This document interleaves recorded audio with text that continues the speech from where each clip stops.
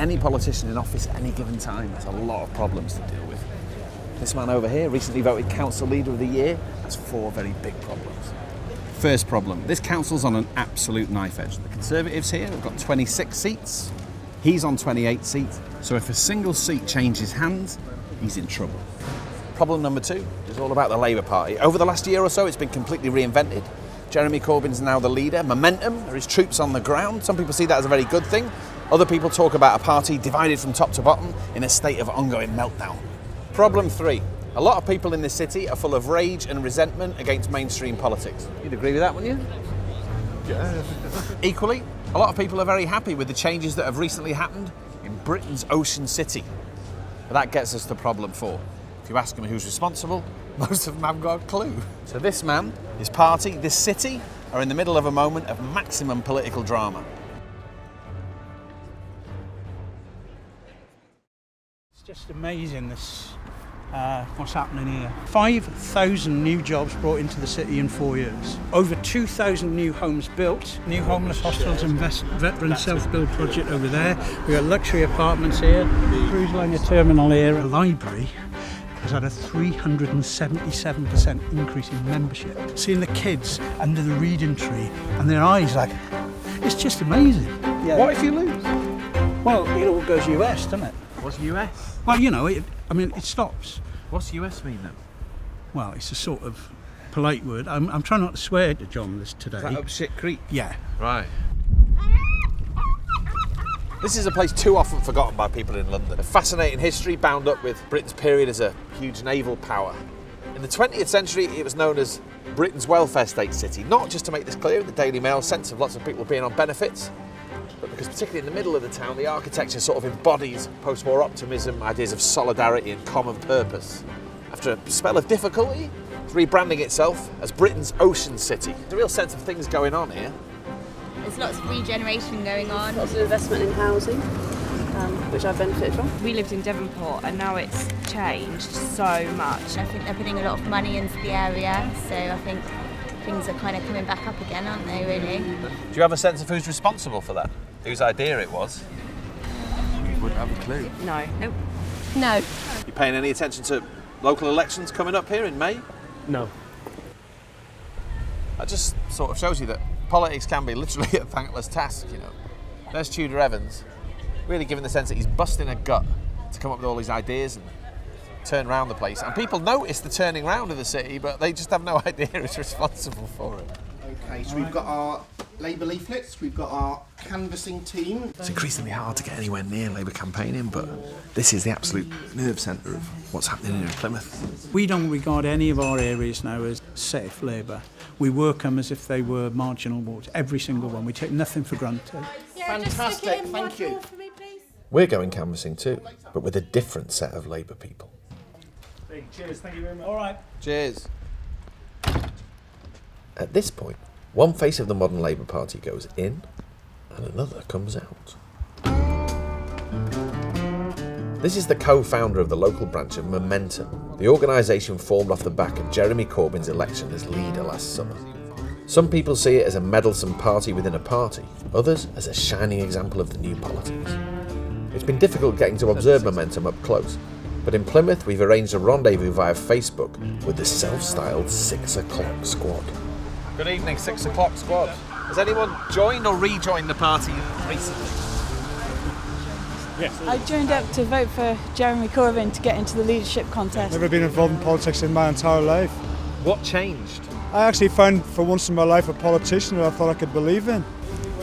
Fair play, you have got to believe in something to want to do this on a sodden Thursday evening. Good evening, sir. My name's Terry. I'm calling on behalf of Paul McNamara, who's the local Labour candidate. I only just recently joined the Labour Party for the first time in my life. Having exactly the same view as you have about politics in general, the whole lots of them. I was kind of born to do this, I think. Would you like to do a postman vote? We need another one, Gemma. His wife as well. Is she registered? Yes, she has registered. We're just a means of getting new people who are excited by Jeremy's leadership campaign into the party and working hard. The reason we're doing it this way, I'll be quite candid about that, is that we are a group, we are momentum. So I've been bringing them out, and this is a bit of training actually, getting people knocking on doors, because most of the people you've seen here tonight have never done this before. That's all we're doing. There's nothing sinister about that. It's just a means of getting people out doing the job, and we're doing the job.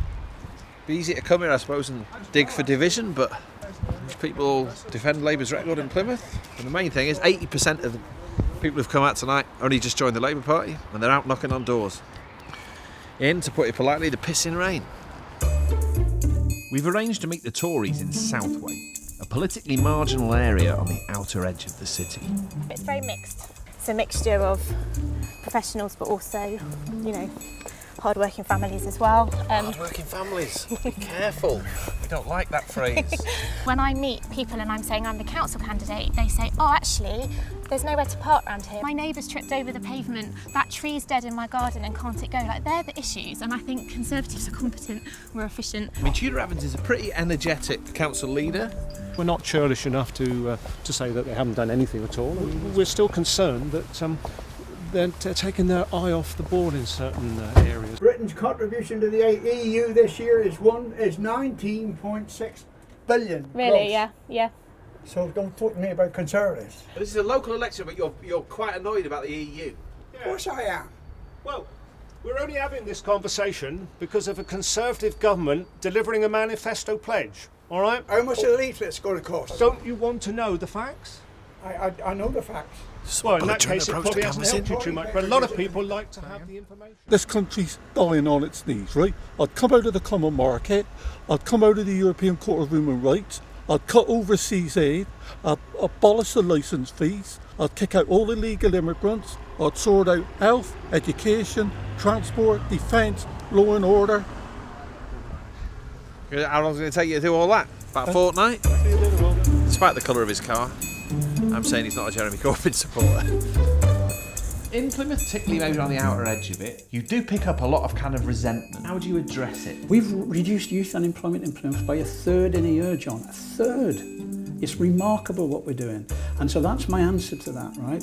Practical action, not words, deeds. And with that, he ticks off the last of 50 campaign pledges he says he's met since Labour took office. So all these mean something? Yeah. Because on the face of it, you could say they were a little bit woolly, some of them. I mean, continue our pioneering work. I'll tell you about woolly. We've just won an award for having the first dementia-friendly car parks in the country. Well, increase the number of children leaving school with the ability to read and write. Have you done it? We have done it. Go on, point one out. I'll take you through them. I can do them. I haven't got enough time. Yeah. Well, he's a whirlwind, isn't he? He can talk. And he's an evangelist for this city that he's in charge of. But politics being politics, all of that is now hanging in the balance.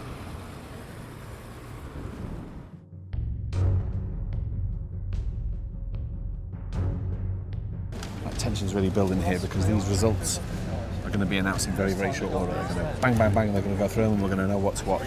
You must be nervous, right? Yeah. Well, yeah, of course. Well, it's all happened. You can't change it, and you just got to wait for history to happen. And it's not the best way of keeping your job or losing your job. The number of votes recorded for each candidate at the said election is as follows. The reason there's a sort of expectant hush as some of these seats are announced is for the Labour Party there is no slack. If they lose one seat, Tudor Evans and his administration are in trouble. A single seat. Labour Party candidate 1,186. Award of 70.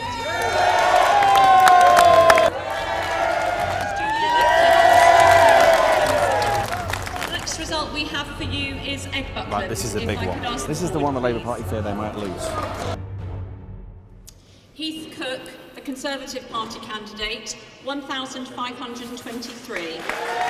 Hughes. Well, Labour have lost that quite sizably by 500 votes to the Tories. I'd like to thank the return That's quite sobering. and all the staff. God, this is a complicated story. The Tories and Labour are left with 27 seats each. Faced with an obvious draw, Tudor Evans decides to seize his chance and claim victory. Tories just...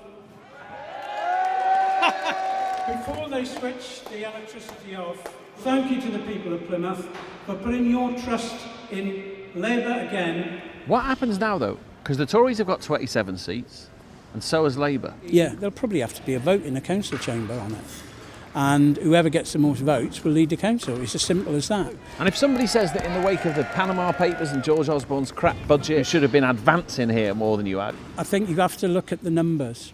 This time last year, the Tories were racking up much higher numbers in these local elections than they did tonight. Are you confident you're going to be the leader of the council in a month or 6 weeks' time? Yeah. This was an uncertain result in the middle of a very uncertain night. There are a lot of Labour people who'll say that with the Tories in such a mess, Labour ought to be putting on more votes. At the same time, I suppose Tories would think that if Jeremy Corbyn is the disaster he's often made out to be, they should be doing better. The truth is, we're in a kind of political interregnum, where both mainstream parties seem incapable of making any great advance, and you often feel like they're both locked into a process of slow decline. Meanwhile, signs of the so-called new politics are all around us, but they don't yet seem to be in a position to make any major advance. You just get the sense that no one knows anything anymore. Least of all me.